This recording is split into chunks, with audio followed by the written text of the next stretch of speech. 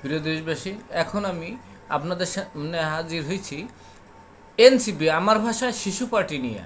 এরা গণ অভ্যুত্থানে অবদান রাখছে, কিন্তু এদের অতীত ইতিহাস সেই আওয়ামী দালালি, আওয়ামী লীগের গুণগানি করছে। তারা কোনো ওই নির্যাতনের শিকার হয় নাই। হঠাৎ তাদের ওই সুযোগ বুঝা কোপ মাইরা দেয়া সামনে, তারপরও তাদের সেলুট। কিন্তু এরা নির্বাচনকে কেন ভয় পাচ্ছে? নির্বাচনের জন্যই তো গণতন্ত্রের মূল শর্তই তো, মূল বিষয়বস্তু হলো নির্বাচন। নির্বাচন যদি না হয় তাহলে গণতন্ত্র আসবে কিভাবে? ওরা নির্বাচন হইলেই বিএনপিরে বলে ভারতের দালাল। হ্যাঁ, দোষ ত্রুটি সবার মধ্যেই আছে, তবে বিএনপি নির্বাচন চায়। এত বছর নির্যাতন হয়েছে, তারা সুষ্ঠু নির্বাচনের দাবি করছে।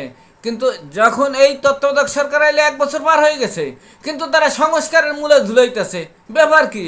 সংস্কার করতেছে কই? এখনও তো দুর্নীতি দমন কমিশন, কোনো জেলা দুর্নীতি দমন কমিশনের থাক, কোনো একটা উপজেলা চেয়ারম্যান, জেলা চেয়ারম্যান, ডিসি অফিস, কোথাও কোনো তদন্ত হয় নাই, কারো বিরুদ্ধে কোনো মামলা হয় নাই। তো আর এই যে এনসিপি শিশু পার্টি, এরা ওই দোষে, বিএনপির দোষে অমুকরে বালখিল্য কথা, মানে যারা অসামঞ্জস্য কথাবার্তা, মুরব্বীদের যারা রাজনৈতিক পরিপক্ষ, তাদেরকে বলা হয় সাবধান, তোমরা সাবধান, তোমাদের একটা আসন পাওয়ার ক্ষমতা এখন নাই। কিন্তু নির্বাচন, আমি দেশবাসী সহ নির্বাচন অপেক্ষায় আন্দোলন করছি, আমিও করছি।